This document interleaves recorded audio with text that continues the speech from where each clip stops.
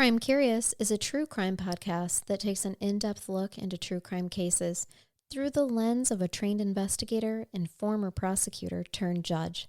If you are sensitive to expletives, anatomical descriptions, and accurate descriptions of true crime scenes, this podcast may not be suitable for you.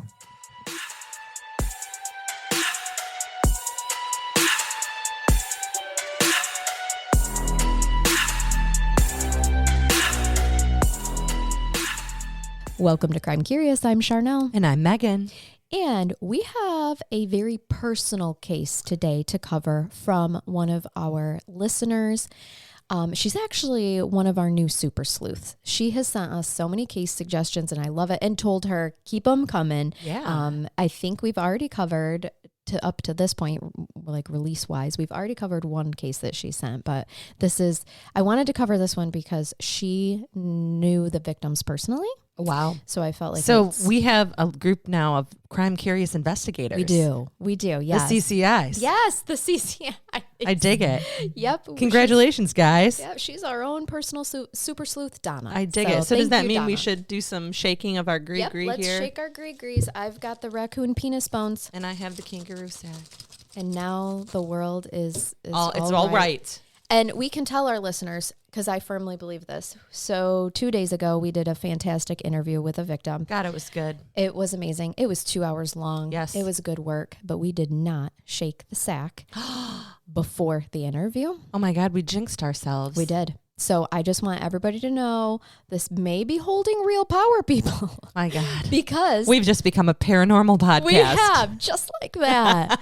Because what happened was we did this fantastic interview and the red light was on our equipment, as it always is. I saw it. I can confirm. Yep. Everything was as it usually is. And I'm telling you what, you guys, the podcast did not record onto our SD card that's in our machine like it always is. It literally says it has over 20 hours and it turns blue if it's not in there. Yes. And I can promise you, I know blue things when I see them, and it was not blue. It was not blue. No, we had the green light. It was green. The record button was red. Somehow in the universe, we did not record that. So either the universe wants us to speak to her again, which I am going to ask her if that can happen. Great. And I think very much, I mean, she was a doll. Yeah, so she I was. really think she would be willing to do it again.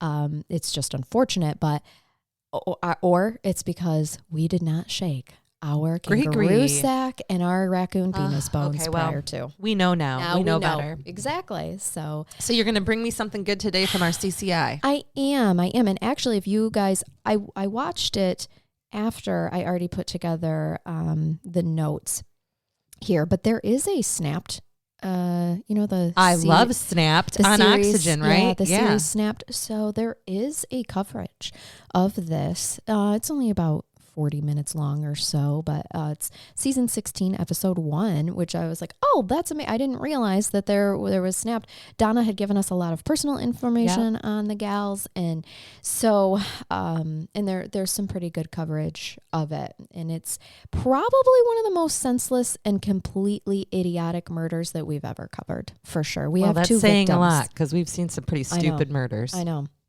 The reason that Donna sent it to us and the reason that I was compelled to cover it so quickly after she sent it was because she tragically saw these two victims the night before they were murdered. Oh, good God. Yeah, they met up and hung out. So this took place in West Frankford, Illinois. I'm going to say this because we've had a couple of really bad cases lately in terms of police work, and excellent police work was happening here, but the perps, I'm not certain that they had actually one functioning brain cell between the two of them. Okay. So, I love me some World's Dumbest Criminals. Yes. And this is basically where we're at. But even with them being done, it's because of the good, quick police work that happened that helps this case the perps get caught quickly. Okay. So let me tell you a little bit about our victims, as we always do. The first young lady that I'd like to talk about is Kandis Majors. She was 28 years old at the time. She was born in Mount Carmel, Illinois. She graduated from John A. Logan Community College in Illinois with a degree in cosmetology in 2003. At the time of the murder, Kandis was enrolled in Rend Lake College in Ina and was studying to become an X-ray technician. Cool. Yeah. Now, Kandis also had a son. at this time.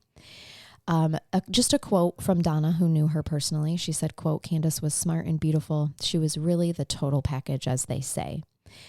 When in early adulthood, Kandis had some struggles. She fell into substance abuse, specifically meth, really hard. And I apologize because I'm not quoting Donna anymore. Okay. Just so sorry. That quote ended after the total package, as they say. Perfect. That was a rookie mistake there. It's crime curious in the morning, and my brain is a little sluggish. But she did lose custody of her son because of the meth addiction, as we see time and time again. When she was younger, she was really into beauty pageants because she was gorgeous. And she did cheerleading, baton. She was in the Scholar Bowl. Okay, so she was very smart. She made friends everywhere she went with her bubbly personality. So that's a little bit about her early childhood, her adolescent years. It sounds like it was teenage and early adulthood when she was really struggling with the meth addiction. Now, I am told that Terri was just as nice as Kandis, but she was very quiet. She liked to keep things to herself. She didn't talk much. And honestly, she didn't apparently get a chance to talk much if Kandis was around because Kandis was the extrovert. Sure. So when they're together, she's probably seemed quieter just because Kandis is I talking. hear that there are friend groups with a quiet friend. I've never seen one, but I know that they exist. I personally have never experienced that. Our friend group is loud and proud. Apparently we attract when it comes to our groups. I think so. Okay, so Terri actually didn't struggle with addiction the way that Kandis did. She smoked some pot, but she wasn't into hard drugs at all. And she was the level-headed one. Okay. She owned her own painting business, which actually started by her painting with her dad when she was younger. And she was really like the stable one that made sure that the bills got paid, that sort of thing. They had a roof over their head, food to eat. They live together?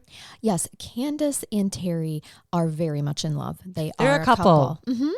Yep. They are a couple.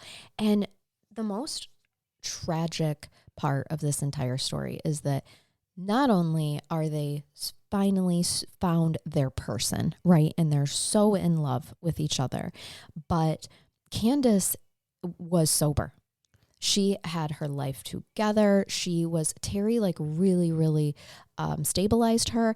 I found some conflicting information in terms of some news articles said that they were celebrating sobriety together, but then others in Donna, who knew them personally, said Terri didn't struggle with substance abuse. So I'd call that a sober support. Yes, exactly. And it sounds like her person was her sober support. Yep. So, because it really didn't make sense to me that both of them would be struggling and then be supports for each other, as we know that typically does not work well. Not until one person has a long period of sobriety. Yes. Yep. So I'm more apt to believe, of course, the things that someone that knew them personally said. Agreed. Than some sort of news article. But yeah, so they're very much in love. And when they went to Donna's house the day before they were murdered, they were very happy and excited about their future and the way things are going. I mean, Terri has a stable job. She's got her painting business. Kandis is enrolled in college to be an X-ray technician. Was she working currently as a cosmetologist? Was she doing hair and makeup and stuff while she was going to college? I do not know the answer to that. But she did have both degrees. She had a certification for cosmetology as well as working on her. And she's going for, yes. She was a certified cosmetologist. Great. Yep. So I'm not sure exactly if she was working at the time or just full-time student. Great. While Terri was with working. a supportive partner. Yes. Yep. And they were talking about getting married. I mean, things are going really, really well. Terri, I don't think I actually said this before, but Terri Seebeck was 32 years old. She's a mother of two. Loved ones described her as a very hard worker. She had a warm smile. Terri and Kandis met in 2007. At the time, they were both single mothers, and some reports said they had bonded over their sobriety. I don't know necessarily that, but I do know that Kandis was working on her sobriety and was sober at the time that she met Terri, and they helped. She definitely helped her through that. So they had a lot of great things going for them. On the Snapped documentary, they had said that when she met Terri, remembering this, things changed for Kandis. You know, her world just like snapped together like a puzzle piece, in other words. Terri had lost her 2 children, custody to her 2 children at the time that they met, and she was working hard to rectify that. I don't know what the circumstances were about that. I don't. Sometimes when that happens, guys, it can simply be another partner, an ex-partner getting a job outside of the state, you know, and then whatever. It doesn't necessarily mean there was neglect and abuse. This could have been just a regular custody and he was awarded full custody for whatever reason. Exactly. We see that. We do. So Terri was actively working to reunify with her 2 children. Terry's a little bit older than Kandis, as I said. And so they had actually met through mutual friends. So let me tell you a little bit about West Frankford, Illinois. It's a small, tight-knit community. They used to be a coal mining area. This is a community where everybody knows everybody else. It sounds just like our town. And there. Mm-hmm. Yep. And October 19th, 2009. So this is 2 years into their relationship. All right. Terry's 32. Kandis is 28. And Terry's aunt spoke to her on the evening of the 18th, October 18th. And this would have been when they were at Donna's house. They spent that evening at Donna's house. Okay. And so Terry's aunt had spoken with Terri. For some reason, unbeknownst to me, she was trying to get a hold of her the next day on the 19th. I don't know if whatever they spoke about on the 18th, they were planning on connecting the 19th, but Terry's aunt became very concerned when she could not get a hold of her. She had expected to speak to her for sure. She also tried Kandis as well. And she discovered that Kandis did not show up for her college classes, which was not like her at all. And so she's concerned because she can't get a hold of either one of them. She called Terry's employer and learned that Terri did not show up to work. Also unlike her, because she's super hardworking. And she didn't call. Like, she has not alerted anybody as to why she wouldn't show up to work. So she's like, okay, this is completely out of the ordinary. We hear this time and time again. You know, when you are a stable, hardworking person, when you show up, no call, no show, that is a huge red flag. Exactly. When acting out of the ordinary is something as simple as that. Mm-hmm. So her aunt had an extra key to their house. So she grabs her extra key and she's like, you know what? I'm just going to go check on them. At this point in time, what goes through my mind is I would do the same thing because I have an irrational fear of carbon monoxide poisoning. Oh my God, that's not irrational. Isn't it just terrifying? It is. It is the silent killer, right? I've had nightmares about it. Yeah. Yes. It is awful. That and fire freak me the fuck out. It's one of those times I'm happy to be living in an older home, like an old renovated farmhouse, because you know there's enough cracks and crevices in there that oxygen gets in and you might not have a nice seal. Those new homes, people succumb to carbon monoxide poisoning because they're sealed so tight. Our front door. God bless my shitty insulation. Yes. Our front door has such a draft in it. Yes. And my first thought was, I'm not sure I want to replace this. Do we want a seal? I don't think I want a seal, people. So funny. No, I have thought all those things. Although in my current job, in order to open a daycare license for people, we give them a terrifying training about fire. Yes. And a terrifying training about carbon monoxide because they have to have carbon monoxide detectors. So it is reiterated every single day for me. So that could be feeding into my fear. Own trauma, and now you have PTSD because of it. Yep. So when Terry's aunt arrives at the door, she goes to put the key in the door and she notices there is blood on the storm door and the doorknob. Oh, that's not how you want to go to a friend's or relative's home. Nope. And this is where Terry's aunt does the absolute right thing. She does not enter that home, Megan. She calls 911. Good.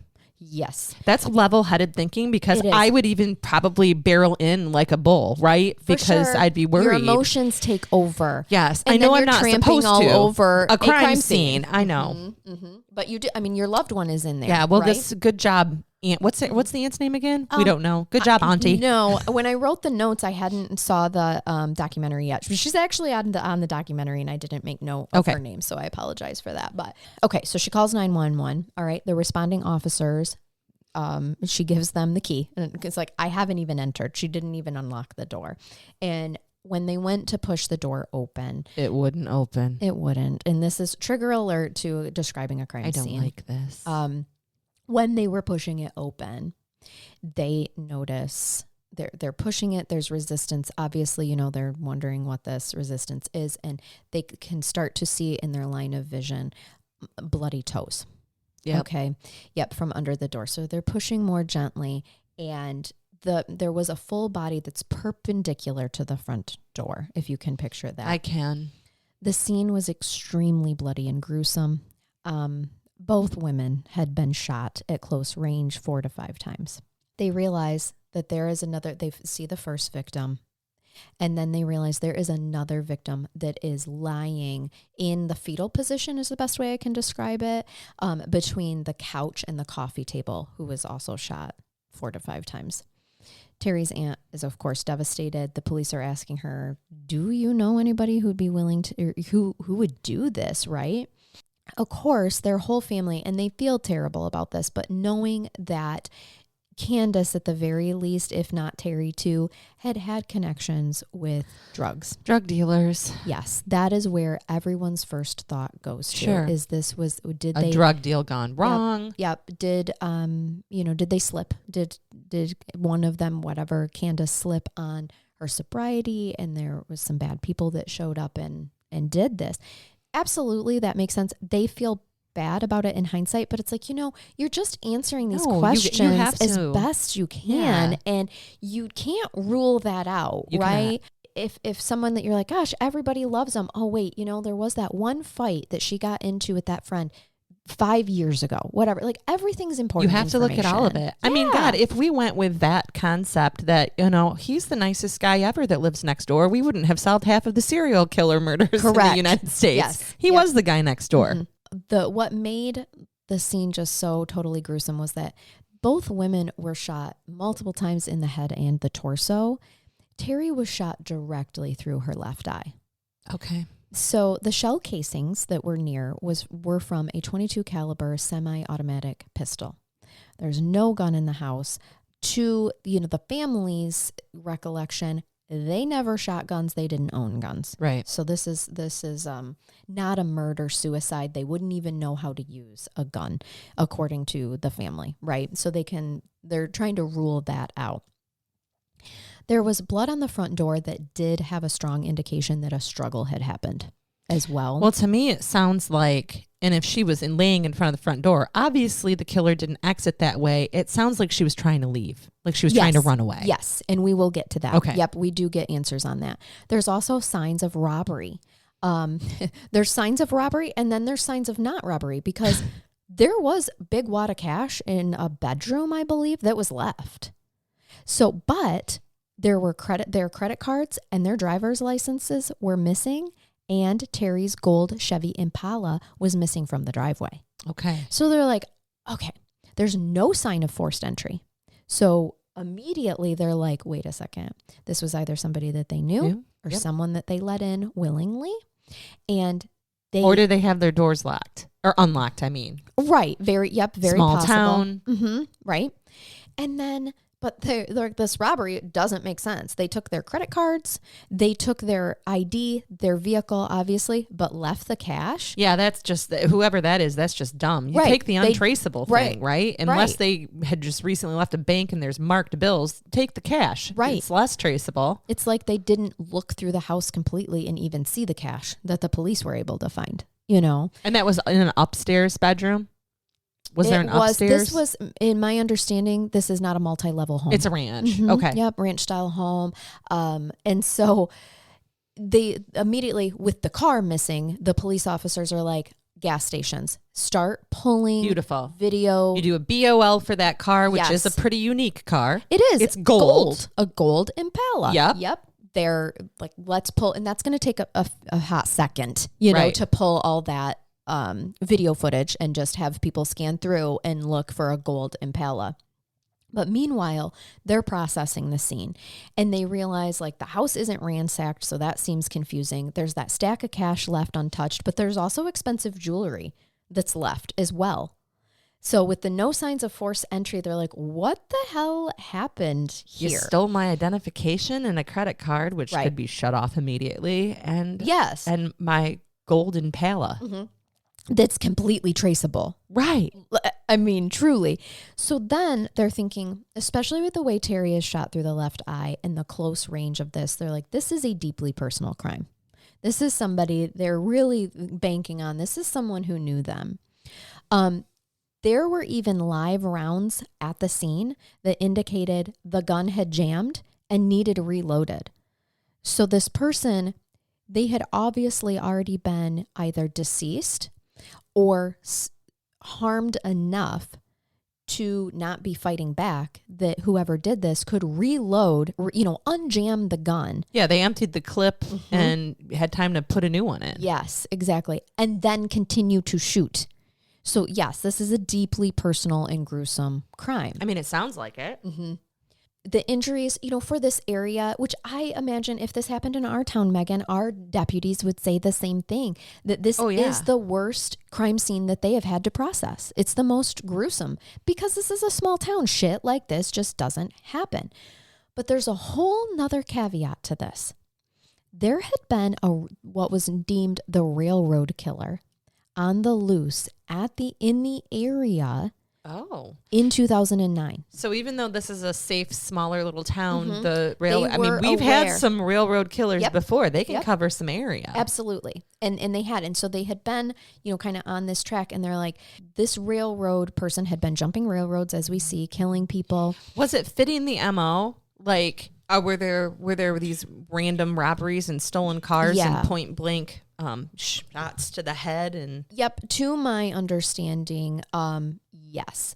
And there were, this is what gets even more strange, which because of this railroad killing, it does kind of derail the investigation for a hot minute, but not long. But I can see why they had to follow this trail. You follow the lead. Yeah. You realize the lead isn't, and then you have to go back. And of course it takes up some valuable time, but you still have to take the lead. Yes. They interview Cindy Marlowe, which was Terri's mother. And she, of course, immediately told them the same thing of, you know what, this could be drug involvement. Okay.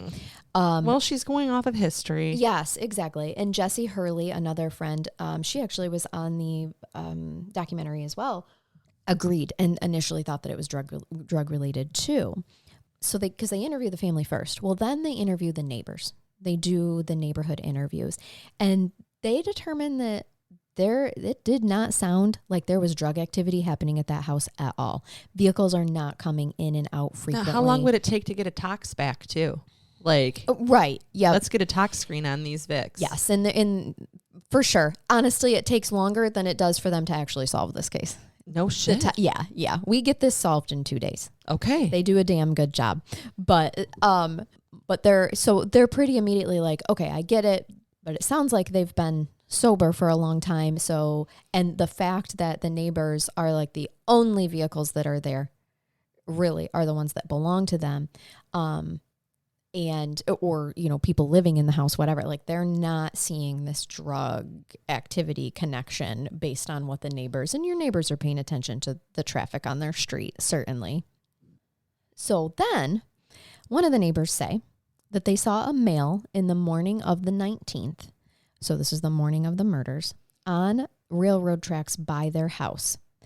And because the fact that there was this like known railroad killer, for creating gruesome murders like this, my understanding is that this railroad killer had been put to death 3 years earlier. Oh, so, not him. So they're thinking, is this a copycat?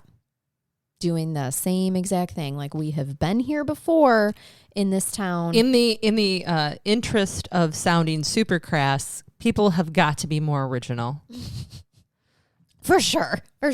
But they can't rule that out. I understand. And they did find the male. They put a description on the scanner of the male that was seen on the railroad tracks. And so, of course, the community is listening to the scanner. And they call the police and give them the suspect who matches the description on the other side of town. And the police are dispatched and they interview him. And he's like, he's got no idea what has happened. The news of the murders has not hit, And so he is like, I was just taking a walk in the morning. I do that very frequently. He really didn't have an alibi to be corroborated because he was by himself and he lived by himself. So they bring him in. This is not abnormal. No. But terrifying. Can you imagine? Yes. Just what were you doing between these hours, Charnell? And you're like, well, I was having coffee and I let my dogs out like I always do. Can anybody prove that? No, because my husband wasn't home and my kids were at school. And my neighbors weren't out because it was cold and I was just chasing my dog around the yard. Yeah. I mean, maybe there's a satellite image. Right, really. Right, exactly.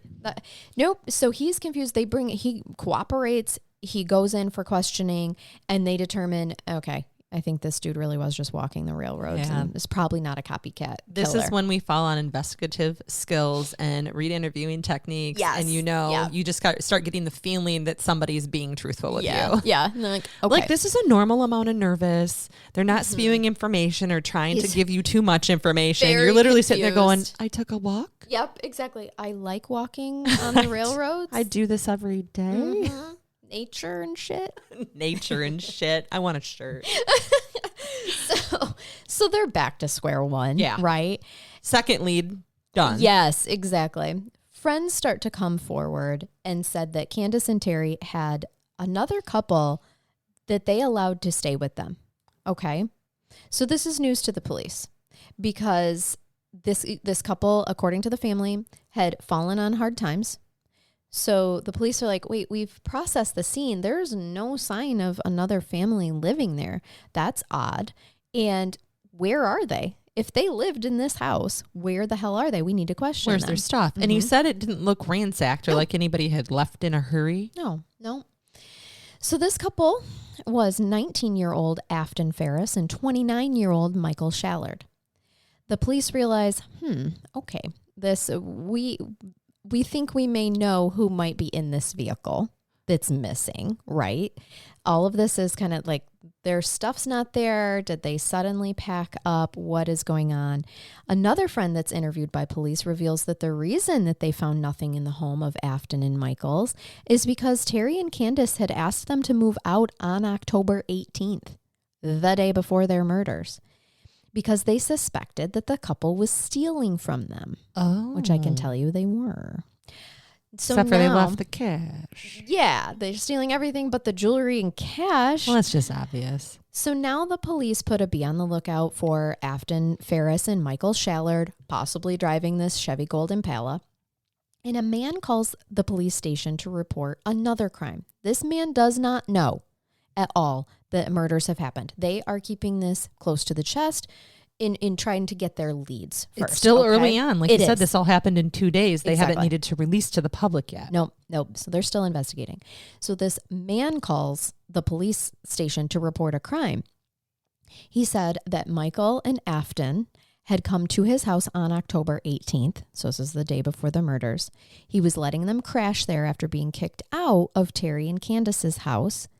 He woke up on the 19th and his .22 caliber pistol was missing. Uh-oh. He thinks he's just calling to report a stolen gun. Exactly. That these two idiots that I let stay here stole my gun. And good for you, sir, because you don't want to let that shit go. If somebody steals your firearm, you report that right away. Mm-hmm. And this is why. Because it could be used in a crime. Yeah. Mm-hmm.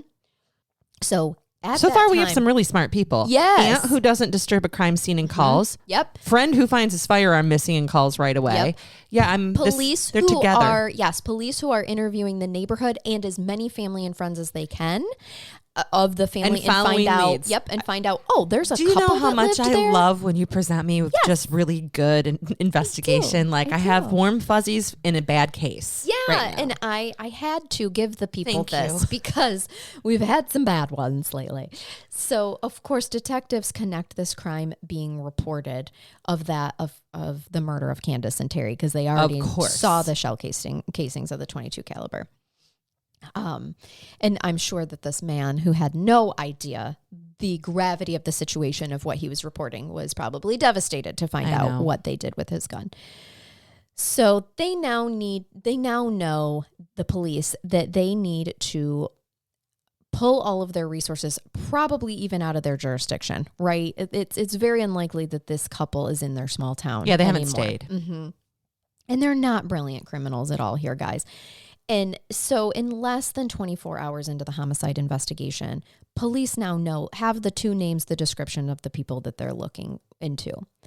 48 hours into the investigation, the Impala is found on a gas station footage near the fucking crime scene. Did they use her credit card? Yes. Of course. And to fill up before going to the highway. Turning right, you can see it all. Like, okay, so you can see Michael Shallard on the video, and you can see a female passenger in the seat that matches the description of Afton Ferris. It's a blonde chick. That's the 19-year-old? Yes. Yep. She's 19. He's 29. So the surveillance footage shows that they had gassed up, paid with Candace's credit card. They're not even trying to hide what they're doing. They can then see the car exit the gas station and head towards the highway out of the jurisdiction of the Frankford Police Department. So, of course, they're alerting other jurisdictions at this point, and they interview the gas station attendant and discover that although they used his Candace's credit card, and this is going to get you, Michael Shallard signed his own name. On Candace's credit card. Well, he didn't want to commit a forgery. I mean, he's already in enough trouble. He's got morals, Charnell. I couldn't possibly commit a forgery along with the uttering and publishing theft. I will murder two women and rob and steal, but I will not forge her name. Well, this guy's too much. He's brilliant. So we have his image, the stolen card, the stolen car, and he has literally signed his name to it. Own name to Candace's credit card. Michael was here. Yep. Yes. Follow the trail. So they do subpoena the records for the credit card, all of their credit card transactions, so that they can literally follow them. Yep. Now, they did not, go to shut it off. They want to follow it. Afton and Michael were originally from Wyoming. That's where these two were birthed into the world.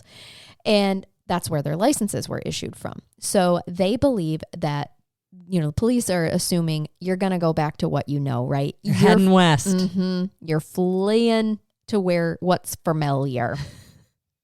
So they contact Michael's family. Michael's family is like, oh, we've not heard from them. They ask him about his connection with Terri and Candace. And the family is like, oh, yeah, Michael has been really good friends with Terri for years. Not 4 as in the number 4. But for a number of years. For a number of years. Yes. So his family had no belief whatsoever that Michael had anything to do with harming Terri because he absolutely loved her. Terri helped him several times get on his feet, and he is from a good and loving family. And all of that is absolutely true. Does Terri have a habit of helping people with substance abuse issues? Yeah, Terri likes to save people. She was so kind-hearted. I mean, yes, we're going to get to it. So Michael, he's from a good and loving family. He had a good childhood. He had a kind heart. He was described as the kind of person who would give the shirt off his back. Compassionate, just a really good guy. So when the police contact his family, they are like, no, you have got the wrong guy. Terri is his best friend. No, this would never happen. Yep. Yes. My neighbor is a great guy. He would never kill 40 people. Yep. He's just super polite and would give you the shirt off his back. He's super polite because he makes me cookies and invites me over for a barbecue, and we have weird meat. Oh, those burgers. Cases. Thanks, Charnell. I'm just saying. Luckily, I'm not a breakfast person. I haven't eaten. I'm in trouble because I love all the meats. People could feed me people. Right. And I and wouldn't know. Yeah. So the other thing that Michael's family said about him was, his only flaw possibly is that he falls in love too fast at the drop of a hat. With the 19-year-olds. Yeah. He had his first child at the age of 15, which changed the way his life was going. Okay. It set him on a course of financial struggle. Well, he's got a 14-year-old at this point to support. He's 29, right? He is 29. Mm-hmm. So over the years, he had wandered from state to state, searching for stability, searching for a stable job. He could not hold down a job. He needed someone to emotionally care for him, is what it was described in several articles. When he landed in Frankford, Illinois, he met Terri, and they became great friends. Terri gave him a place to live so that he could get on his feet, and he did really well there in Frankford. He then decided to return home to Cheyenne, Wyoming, and he met a much younger Afton Ferris, and they fell in love in 2008 when she was 18. So he was 28 at that point. Yep. So Afton was described as a lost soul. This is going to pull at your heartstrings a little bit. We feel sorry for the child, not for the adult that makes decisions, but she grew up in the foster care system. She was a frequent runaway, and she was considered a delinquent teenager and troubled. And she comes from lots and lots of trauma. So this gives us a little bit of insight, right? But even with all that, she graduated valedictorian of her class. No shit. Now, I don't know how big that class was. Judging by the decisions she makes, it may have only been 2 people. I'm just saying. I don't know. It's not to say that she doesn't have a high IQ either. Oh, yes. We know very, very smart people who do very, very dumb very or dangerous things. Yeah. After she graduated, she was not able to keep a steady job. Probably a lot of trauma going on there. Oh, yes. When she met Michael, she was actually homeless, and she was bar hopping, for a warm bed. Yeah. Each night, basically. You hit up the bars every night. Somebody's going to take you home and give you a place to sleep, and we won't talk about what you have to do to pay. Well, and I don't think that was the situation with Michael. Michael likes to remember how his family was saying he would literally give you the shirt off his back, right? He didn't have bad intentions with her. No, he felt sorry for her. He offered to take her in. And of course, as a man and a woman do, love blossomed. And it's so beautiful. Charnell. Yes. Reproductive organs meet. They do. And now we're in love. So the two are in love. They're in a regular relationship. Michael's family said that he fell really hard for her. He literally would just do anything that she wanted, anything for her. He had actually asked a family member, his sister Shauna Shallard, if he and Afton could live with her in Wyoming. She said no, because she did not know Afton, and she had an infant son, and she didn't want strangers around her infant son. That is appropriate. That's a good choice. Super, super appropriate. So this is where the couple decides, okay, Michael's brain, where was the last place I was stable? And I have Terri. Yep. Frankford, Illinois is the last place that I was stable. Let's go there and ask Terri if we can live with her and her partner, Kandis. Of course, Terri welcomes them into their home. She thinks she's just getting somebody on their feet, right? She's already had Michael live with her. Yep. And it went well. And he just couldn't keep the jobs. I mean, he did for a while, but then he moved back home. So she's thinking, she has no reason to think that this isn't going to go well. I'll let them get on their feet. They'll get stable jobs. They'll move out of the house into their own home. It'll be fine. Well, things didn't go well about a month after they moved in, and Terri was venting to other friends about money and jewelry that was coming up missing, and they know that no one else had been in the house, so they put 2 and 2 together. Weird that as soon as you guys move in, now all of a sudden our shit's missing. Not only that, but since Michael never stole from her before, and he now has this traumatized pre-delinquent or prior delinquent, I mean, obviously we have this girl in the mix, and I'm assuming that there was tension there. Yes. So Kandis and Terri actually packed the couple's items for them and put them on the front porch and asked them to come get them. So that is why the police saw no sign of another couple living there, because they made sure they had all their items. Okay. And gave them back. And here you go. Sorry, you're going to have to find someplace else to live. Now, Kandis was described as being hot-headed. She would give people one chance to screw up, and then once they did, she's done with them, and that's it. I hear you, girl. Yep, right. So on October 21st, in Larimer County, Colorado, a credit card transaction happened and then stopped. There wasn't any more transactions after that. So they asked the family, is there anyone in Larimer County, Colorado that would know Michael? And they learned that yes, Michael has a friend in Fort Collins, a guy who lives in a trailer park. And so Larimer, wasn't I saying it fine a minute ago? Larimer County. Am I having a stroke? County? No, you're Jesus. not. Stick your tongue out. Let me see.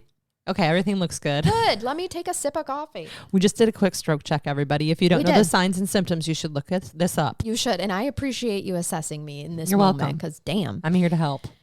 So they go ahead, that county sheriff's department in Colorado, puts surveillance on the trailer. And guess what they see? They see him. They see the Michael. They see a gold Chevy Impala there. Ooh. So they sit and they're going to watch. Now, here's what the problem is, though. We're trying to be discreet in a trailer park. And I don't know if you've ever been in a trailer park. Everybody knows everything. Shit's sake, it's hard to be discreet. It is hard to be discreet. And put a place on surveillance. Yes.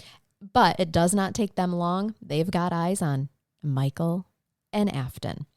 2 days after the bodies of Kandis and Terri are discovered, they see Afton putting items from the Impala in a garbage bag. She hands the garbage bag to Michael, and he puts it in the garbage can at the end of the drive. I love when they dispose of things because they just became public domain. Sure did. And it was this moment where the surveillance team goes ahead and moves in because they want to know what's in that We're going to do some We've dumpster diving now. Here. They did have to use a stun grenade to temporarily immobilize Afton and Michael to place them under arrest so they wouldn't run. They were shifty-eyed. Like a stun grenade? Yeah. With like a flashbang? Yes. Wow. My understanding. That's interesting. Yes. Do you love We don't need a taser. Just a flashbang. Yep. Do you love the cooperation between jurisdictions, by the way? Absolutely. That doesn't happen all the time either. And this is amazing. And within 48 hours, they're apprehended. So what was in that trash bag, you asked? I do ask. Mm-hmm. I want to know. Well, it was none other than the bloody clothing worn by Afton Ferris. In the car, they find the rest of the stolen credit cards, both Terri and Kandis's IDs. And in the trailer, they found Afton's purse with the .22 Ruger semi-automatic pistol, the same weapon exactly that was reported stolen. They found a this part was just like, fuck, really? They found a handwritten poem that was written by Afton Ferris outlining their life of crime. It was titled Bullets and Weed. For fuck's sake. She fancied herself a modern day Bonnie and Clyde. She did. And I'm not even going to get into, you can see on the internet snippets of like what it said in her shitty handwriting. It was so dumb and made zero sense that I like, really, girl?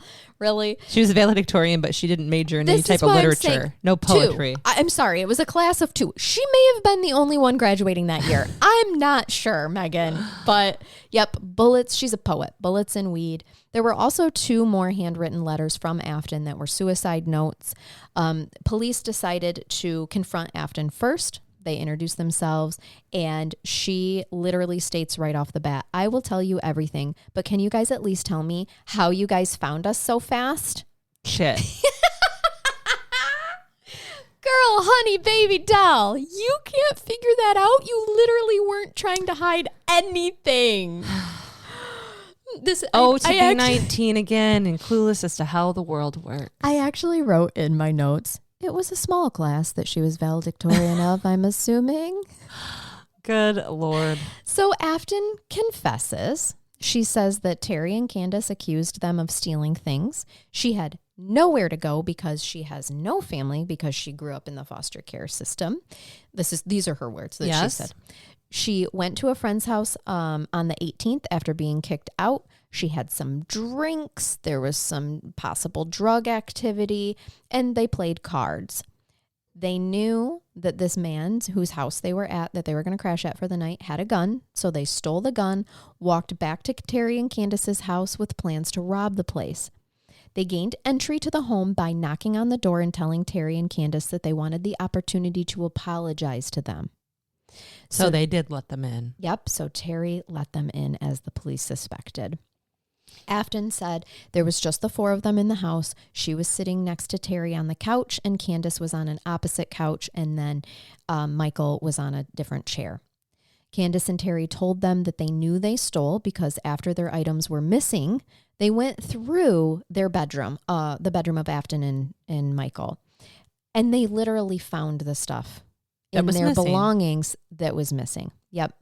So Michael, who was sitting on a chair in the living room, got up and said that he wanted to go back into the bedroom and check to make sure that there wasn't anything left. When he came back to the room, Kandis was, quote, bitching at them, and Michael pulled out the stolen .22 pistol that he had hidden in the back of his pants prior to entry into the home and said, quote, you know what, motherfuckers, end quote, and shot Kandis from across the room. She fell backwards, and then she turned the gun on Terri. He turned the gun on Terri. Sorry, did I say she? Yeah, it's okay. She fell backwards, and then he turned the gun on Terri. And Terri fell on the coffee table. She's the one that was found between the coffee table and the couch. So next, Afton realizes that Kandis was at the front door, and she was trying to use her cell phone to call 911. So she grabbed Kandis and drug her back into the residence where Michael shot her again. Afton then takes the gun because, trigger alert, this is sad. Afton takes the gun because Terri was groaning and moaning, and that's when she shoots her through the left eye. So they take their ID, credit cards, a small amount of cash that they did find, cigarettes, a quote weed box, and the car. But they left the other big wad of cash there. They were in a hurry at that point to leave. Yep. Right. Well, and Afton said that Michael was a really big emotional mess after the murders. So you just shot your friend, man. You did. And remember what family and friends said. Like, this wasn't him. And we're going to get into that, where I do believe the family when they say that, when we get into things like the trial and confessions and things like that. So he's an emotional mess. Afton's keeping her shit together. And they decide that, you know what, they want to be together. So they're going to probably commit suicide so that they can be together in the afterlife, because they've just fucked up this life, this reality. So now they have a suicide pact. Yep. And Afton said, quote, "I did this because my life has been fucked up and I have nothing to live for. There is only Michael," end quote. So police said during her interview she was cold. She was not remorseful at all. She never takes accountability for what she did or her part in it all. She just blames how fucked up her life had been and how she doesn't give a shit. I wish I could say that I was super surprised with that reaction, but I'm not at all. No. So once they have her confession, they question Michael for the first time. He's the weak link. His demeanor is totally different. He's bawling. He is crying. Yes. He says, "I am not the type of person to do anything like this. We had nowhere to go. We walked in. Kandis started to blame Afton for stealing CDs and me for stealing a tank top. I just couldn't take it anymore. I had that gun, so I just pulled the trigger." And he said, "I don't even know how many times. It got jammed and Afton told me to reload it, and then she shot them a couple of times. He said we needed the money so that we could be together. We had no other choice to do what we did." No, you absolutely had other choices, sweetheart. Yeah. And I use sweetheart as like a condescending tone. Of course you do. We didn't, he said. He knew that when he said it. Mm-hmm. He knew he had another choice when he said it. Yes. He said, quote, "We didn't want to lose each other, so we just did whatever it took." No, whatever Afton wanted you to do. Like, I don't know what the fuck is going on here, but I mean, if you guys if they had nothing left to live for, then why take out two innocent people in their plan? Right. Or did they formulate this plan after? Well, they decided that they were suicidal after they committed two murders. Well, Afton told, according to Michael, Afton told him their only option was to kill them, rob them, flee with the car. And he says, literally, quote, "That was the only option we had." Well, that's the only option she presented you with, and you went with it, buddy. There were definitely other options. Well, she's cool, calm, and collected, and he's in panic and mode not after he killed his at all. friends. No. She is totally fine with how this all went down. He's the wreck.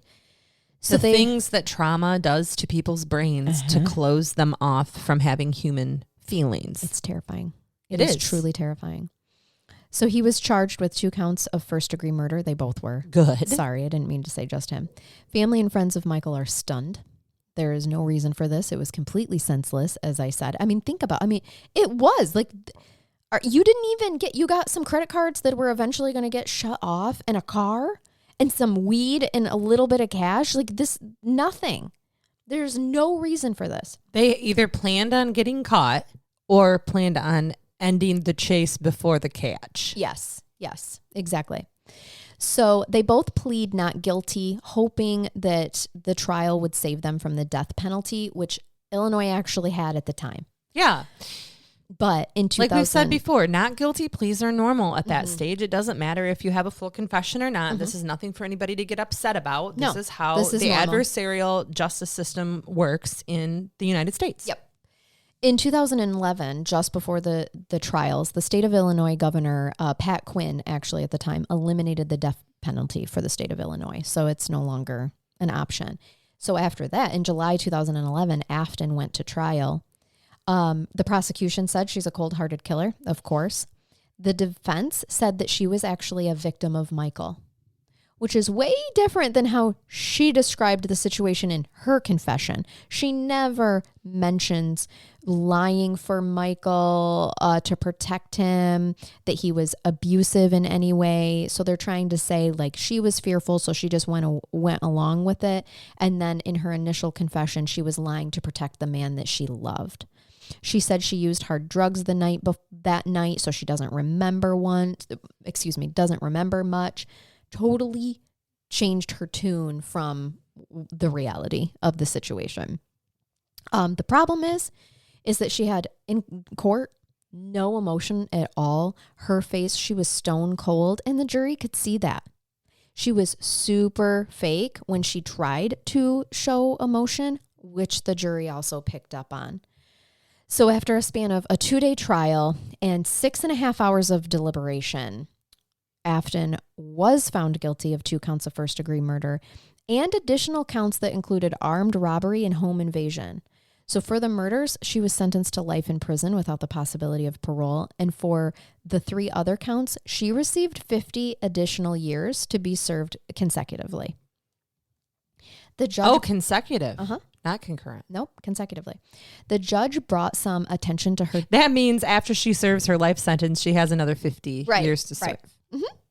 And in the afterlife, wouldn't that just be a peach if you get there? We don't know what happens. We don't. We don't know if those sentences work afterward. I always joke that the IRS is still there waiting to collect their taxes. You're standing at the pearly gates waiting to come in, and St. Peter comes out with like a notebook and says, "So according to the IRS, you still owe $50,000 in back taxes. You're going to be going to this area to work that off, right. And then you're purgatory. Welcome to join us." Yes. Oh my God! And when you get to purgatory, there is a sign outside that says IRS. Yes, I think so. That's just what's a fear of mine. So I stay square with the IRS. Yeah, same. Because I don't want that to happen on the other side.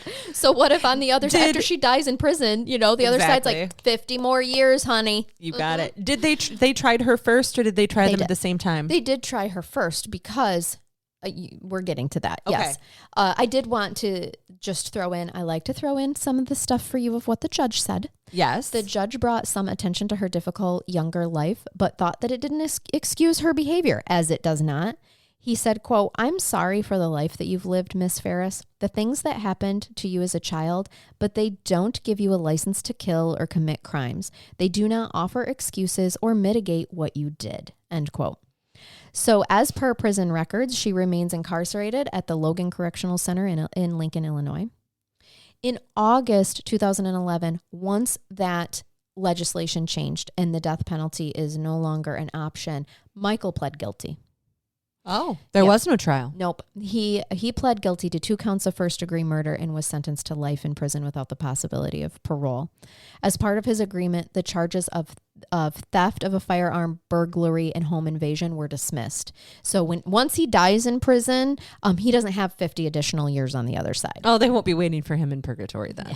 Yeah, no, but I have a feeling that there will be things waiting for him. Right. Just depends on what y'all believe. Mm-hmm. Family said that he did this to prevent. So this is, sorry, I started that sentence off really stupid. So his family, Michael's family said, part of the reason why he did this, pled guilty, was to prevent the families from having to go through another trial because they had to sit through Afton's trial. But you and I both know he did this because the death penalty is lifted. And so he knows the evidence against him, and he was able to get those burglary charges. I mean, he made a deal. Yeah. It was legally a good deal I think we all would have taken, really. Being in that situation. Mm-hmm. And yeah, it doesn't surprise me. And maybe he did want to spare them from testifying, but he wasn't willing to put his life on the line for it at the time. So as soon as they took the death penalty off the table, he was like, okay. Well, I can be accountable And now. Everybody said throughout this, he was the only one who showed remorse. He is the only one bothered by what happened. Yes, exactly. Michael actually made a statement to the victims' families. I'm not surprised. Yep. Quote, nothing I can say can bring Kandis and Terri back. I completely deserve the punishment I received, and I hope this puts your mind at ease a little bit. End quote. So he's serving out his sentence at the Menard Correctional Center in Randolph County, Illinois. And that is the story of the beautiful Terri and Kandis, and may they both rest in peace. It was so senseless. And our listener, so they had been to her home for dinner the night before. The night before. They had been at her home. She saw them. Did the police end up talking to her in this case? Did I they reach out so. to her? Of course they so. would have, right? Because you trace back where have people been. And she, just one thing that Donna reiterated so much in her email is how heartbroken she was that they were doing so good. They had their lives together. They were in love. Like, everyone was so shocked that now something happens to them. You know, I mean, after they're no longer in a risky situation, risky lifestyle. Now that just simply being kind-hearted and letting people that fell on hard times live with you. Yeah. It's horrible because it makes all of us think that we shouldn't do good things like that. Like, it's scary. I'm glad you touched on that, because especially this time of year, as we're entering, the Christmas season, and everybody is opening their hearts up, right? Yes. We're all donating things. It was just giving week last week for most of the United States. I think a lot of states do this. And a lot, you take in people at times. You have a family member, somebody you love, who falls on hard times, and you might believe, or at least it's in your character to help. And then you get jaded knowing things like this. I bet everybody listening to true crime podcasts thinks to themselves, nope. Sorry, not letting you in. No, but I'll reach out to resources in my community that can maybe help you. And let me just tell you that that's okay. Yes, exactly. If you have a community action agency in your community, they do help with housing placements. They do. Every community has resources like that. And that's how you can help people. Yeah, so there's also often, whether you're religious or not, there are often churches or organizations that like all the churches belong to, where they have emergency funds or money to like put people up in hotels and those type of things. So as you're being kind and generous and giving this Christmas season, don't put yourself at risk. Right. Either physically or financially. Yeah. People are looking for money and donations right now. Or even emotionally. Well, there's a whole different podcast. We're going to send you all to a therapeutic podcast for that. Right, exactly. Setting appropriate boundaries at Christmas time with your family. Donna, thank you for sending you, Donna. this. I so appreciated that she's she's moving up to the top of our CCI list. We have some people who send us great stuff. We do. And so I'm going to round us out with... You're going to bathe me. I'm going to bathe you. Okay. We're going to have a nice... I carry all my tension right here, and I can feel... Is the vein sticking out in my neck yet? Okay. A little bit. Let me just rub that while I read you this article. Okay. It is a Florida Man article. They are my favorite. There's no reason to not use them. It just lightens all of our day. And this one, I think, will too. Thank you. But I'm going to preface it with... This is not written by me. We are not body shaming. Humans come in all shapes and sizes, and we love it. Okay. All right? You won't make me feel bad about myself. No, thanks, Charnell. I would never, ever do that. It's just, that's a pet peeve of mine sometimes when people talk about other people's weight and whatnot. We are all built differently, and everybody carries it differently, and it's fine. But here's the title. Okay. 380-pound Florida man hides meth in belly button. That's brilliant. It is. No one who looks in the belly button. I am thinking of all of the times that police officers do pat downs or when you get to jail and they do the body searches. That is a cavity we don't think of. I don't know that do they put a glove on, a glove finger and like poke it like the Pillsbury Doughboy? Tell us. If you are, I know we have investigators and police officers listening to this podcast. Do you poke at the button? Have you searched the crevice of a belly button? I bet when you have people who are larger like that, and if you've ever seen anybody who's lost a lot of weight too, they have that little or big apron that forms. I bet they make them lift it up. Sure. I would. Okay, you got to read that. Tell me more now. I'm just speculating too much. In St. Petersburg, which of course it did. A Florida man uses his excess bulk to stow away a bag of meth, according to police. 41-year-old Martin Skelly of St. Pete was arrested after showing up to a Clearwater McDonald's with a drug-filled needle. After being arrested on charges of possession of methamphetamine, he was searched and booked in the county jail. Authorities asked the Florida man if he had any additional contraband on him, to which he replied, no, according to the affidavit. When he was processed into the jail, a small bag of meth was found, wedged deep within the belly button cavity. I was just being dumb and not thinking, Florida man said. When the drugs were discovered, the belly button meth stash resulted in 2 additional felony charges. Yes. So including bringing contraband into a jail. Yes. Which, okay, obviously they searched his belly button, right? But think about all the drugs that get into the prisons. Could it be because we are forgetting to actively clean out the belly button lint and cavity? If you are a person who has an Audi, you might forget that there are people with innies. You know what I learned? What? An Audi belly button is actually a hernia. Yeah, I had to have it fixed. It's an umbilical hernia. It is. It is. And one day I was at the lady doctor's office, and he was like, oh, well, you have an umbilical hernia. And I was like, oh, you mean my Audi belly button? He's like, yeah, that's not a thing. It's actually not real. Those are your intestines popping out your belly button. I was like, it's a small hole and we can fix it. Shit. Okay. And I was like, well, that might be why it hurts sometimes. Yes. He's like, oh, causing pain? Off to the surgeon you go. Correct. I've actually now had 3 hernia surgeries. I've had in that area. I've had 1, but not there. It's from all the babies that I had. Babies. But and I was actually surgeries and the first one I was born with. Correct. Like that way. I have an innie. So no umbilical hernia for me. Yep. So fun fact, we're learning stuff too on Crime Curious that's not all gruesome. But love to teach you the things. I just never, ever considered someone stashing stuff in their belly button. I personally couldn't do it, but I'm a little jealous of the people that can. The shit you could get away with. I'm always looking for places to like stash dollar, when I don't want to carry my purse. I don't think I could fit a whole dollar in my belly button, Charnell. And I did indicate I have an innie, but I don't think it's that. No. That and far. my husband's not a big man at all, but he does have a really deep belly button, which is weird to me. Yeah. And now I'm curious, and I'm gonna try it and just see what he says. You're gonna wait till he's sleeping and shove a quarter in his belly button. I do all kinds of fucking weird. Have you ever seen those? And that's how the fight started. Like that's what the title of it is. Yes. Yours is gonna follow with. This one time I stuck a quarter in Matt's belly button. I just wanted to see. I had. When you put quarters in some of those hotel room beds, they vibrate. Maybe he'll shake. Yes. Ooh, maybe. This could lead to a good time. Shit.